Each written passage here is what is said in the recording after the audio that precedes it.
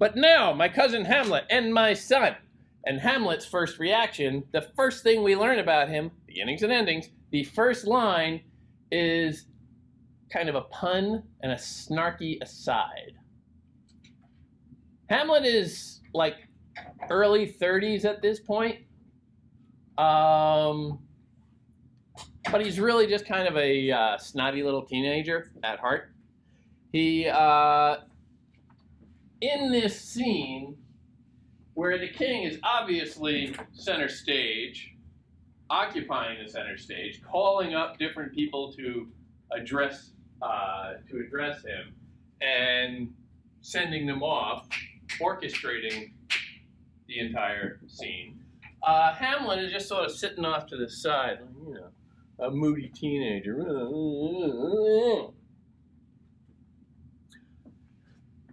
But what prompts him here is Hamlet says, "My cousin Hamlet," really it's his nephew, "and my son." Yeah. The new stepdad is assuming daddy status a little early for Hamlet. And, this is basic after-school special type stuff. Hamlet kind of resents it. And so, with that resentment, he sort of jabs back in the way he knows best through language. And he gives this a little more than kin and less than kind. Playing off kin and kind, basically a pun. Word play, you might say.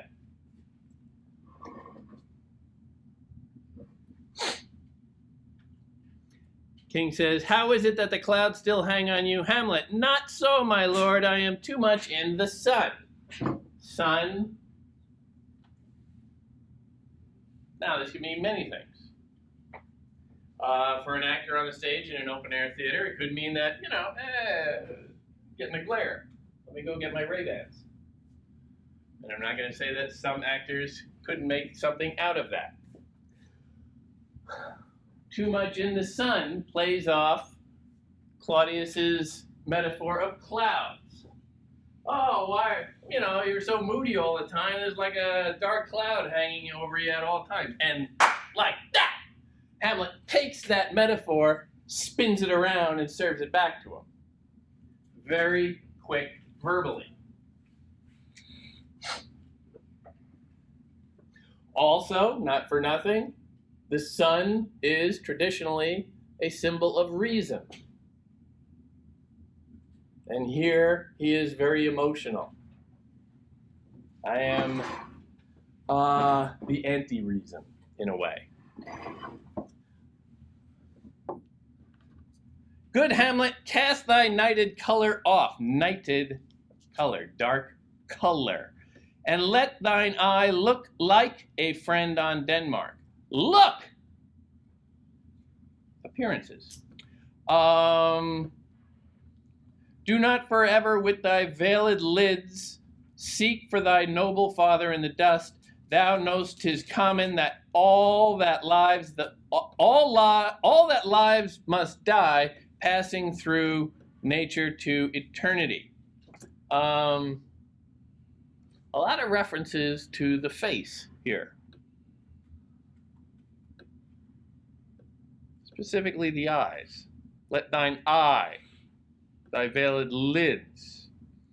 The appearance. Think again about the face of the Mona Lisa. All we can do is stare at her face and wonder what's going on underneath them. What Claudius is objecting to here is that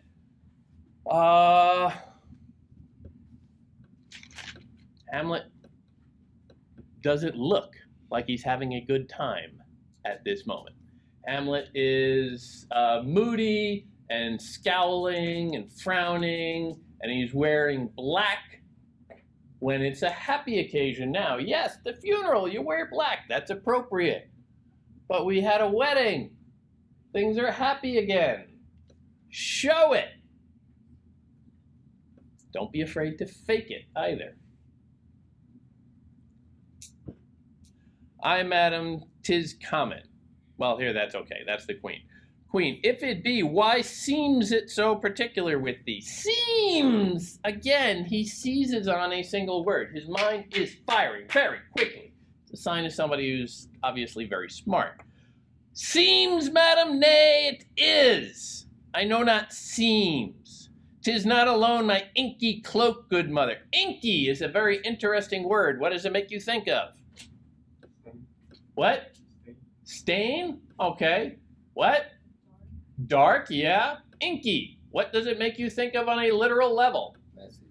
Messy? Okay. Literal level. Pen! Ink! Now, Shakespeare did not have a MacBook. What do you think he wrote this play with? Ink! Okay, maybe the feather thing, who really knows? He wrote it with ink. A playwright at this time would very likely have disgusting hands because they would be covered in blotchy ink. So here, again, whenever a writer references in any way writing, ink, anything that has to do with the craft of writing, the action of writing, the deed of writing, be aware. Shakespeare is here putting that word in Hamlet's mouth to signify that, okay, he knows he's wearing black. It is a dark color. It is a symbol of mourning. Is it necessarily a symbol of anything going on underneath that black color? Not necessarily. It's something he's wearing. It's an article of clothing, something he puts on. Words have the same effect. Plays have the same effect. A play about a funeral doesn't have to be sad. Some very funny plays and movies and books have been written that are about funerals. But it's about the appearance, the falsity of it. 'Tis not alone my inky cloak, good mother, nor customary suits of solemn black, nor windy suspiration of forced breath, no, nor the fruitful river of the eye, nor the dejected havior of the visage. Visage means face. Together with all forms, moods, shapes of grief that can denote me truly. These indeed seem, for they are actions that a man might play, but I have that within which passeth show, these but the trappings and the suits of woe. That's all about appearance. The appearance doesn't mean anything, he keeps saying. Yes, I'm wearing black. I have all this. You guys are all pretending to be sad, wearing black too, perhaps. I saw everybody at the funeral crying. I saw everybody at the funeral whimpering. I saw everybody at the funeral wearing black. Did they feel it? Was it true? Were they maybe just, pinching themselves a little below sight lines so that they could force out a tear? Make it seem like they were really upset that the old king died?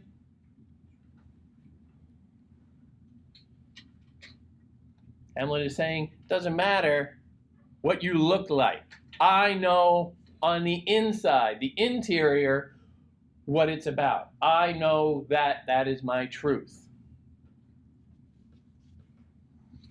And it is deeper and more infinite than the wearing of anything. 'Tis sweet and commendable in your nature, Hamlet, to give these mourning duties to a father. But you must know your father lost a father, that father lost his, and the survivor bound in filial obligation for some to do obsequious sorrow. But to persevere in obstinate condolement is a course of impious stubbornness. 'Tis unmanly grief.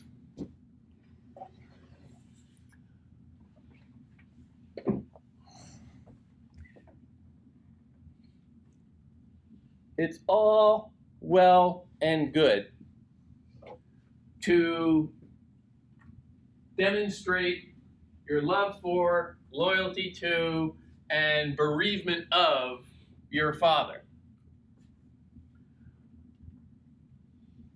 But don't go too far. Suck it up. Exactly. Everybody loses people. And yes, for a while, everybody is supposed to respect your right to mourn. But at a certain point, snap out of it. Get over it. Suck it up.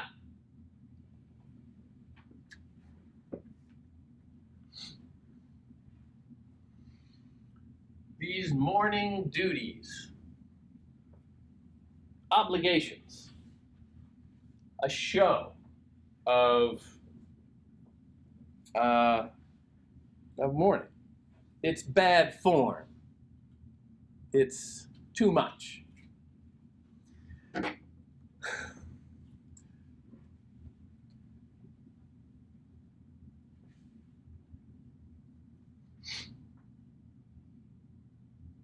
Who's there? We're being shown at the beginning Hamlet's essential character, Hamlet's essential problem right now. We know he's wicked smart.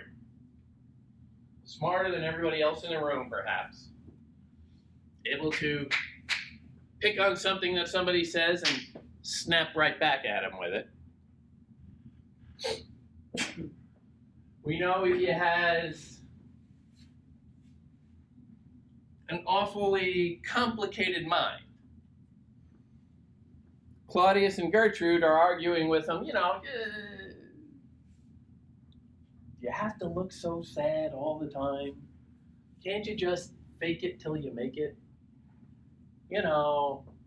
Pretend. If you're really sad, okay. Go back to your room after a little while, have a good cry, but then take a deep breath, come out and join the rest of us in the world, and we'll get through it. It's not terrible advice for somebody who recently lost someone. But Hamlet can't do that. He rejects this advice.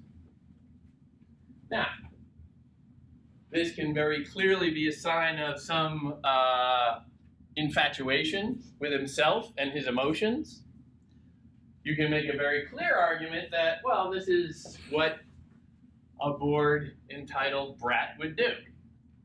Maybe if he had a job that he had to show up at every day, he would have the discipline to, all right, I just got to get past this. I can't be moping around all day. As a prince, he doesn't have an awful lot of responsibilities. What responsibility does he not have that is most glaring right now?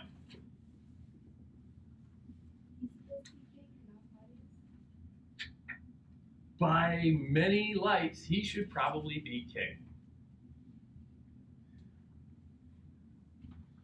The only son of the old king, he is, again, somewhere around age 30 or so.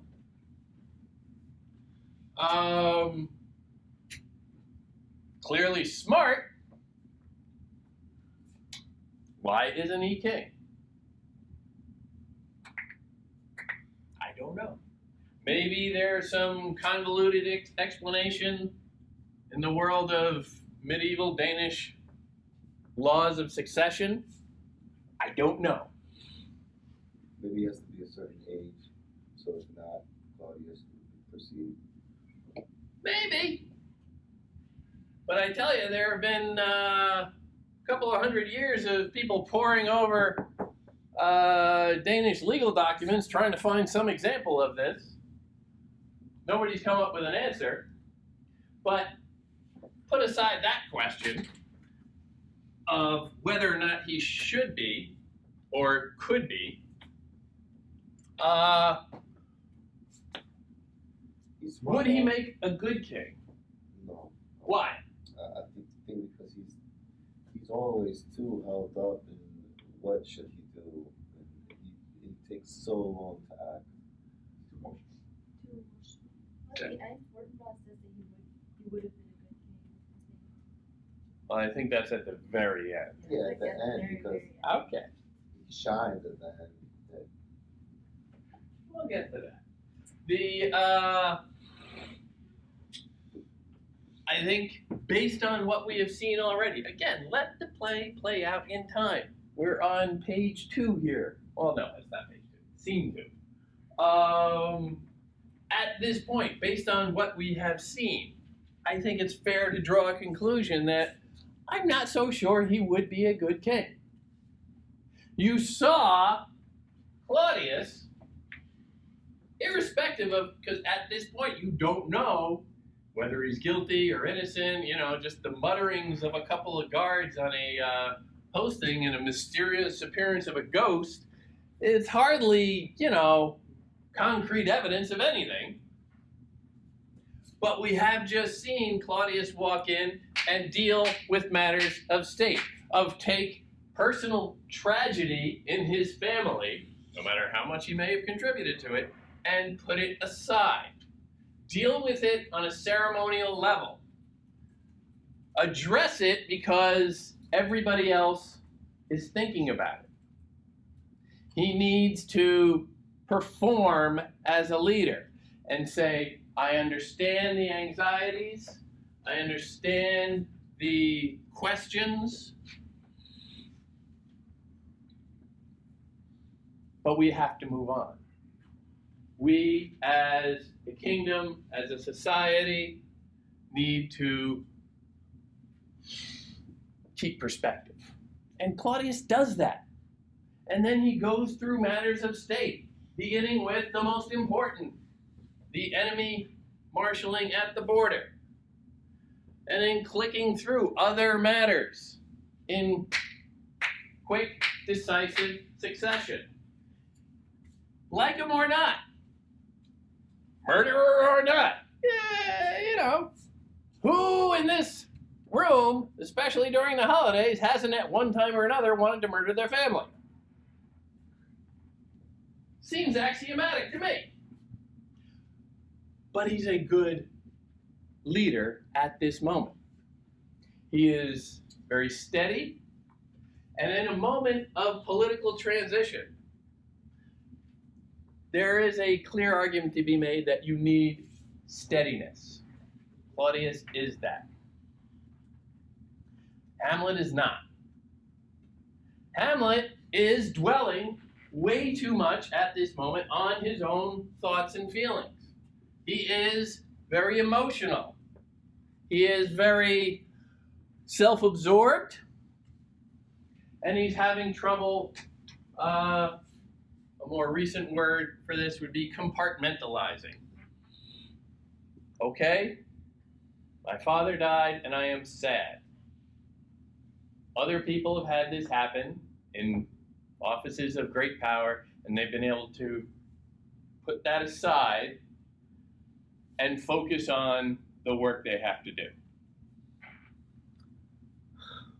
Or at least appear to. The appearance is at times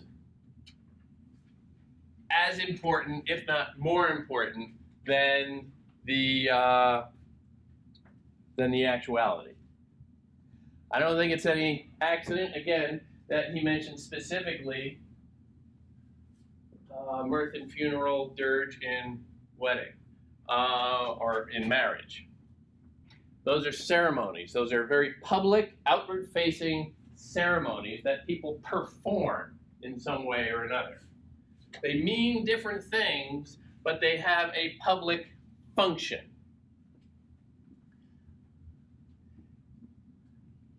Hamlet is having trouble understanding that role or operating within it. The guy who's, sort of shirking off to the side,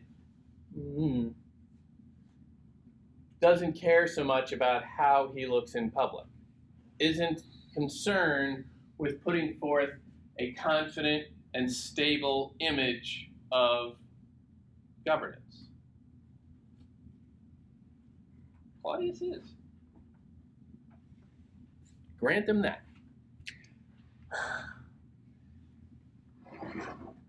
Hamlet's issue is that he doesn't understand the limit to his self-involvement that he needs to have. This will come back to bite him.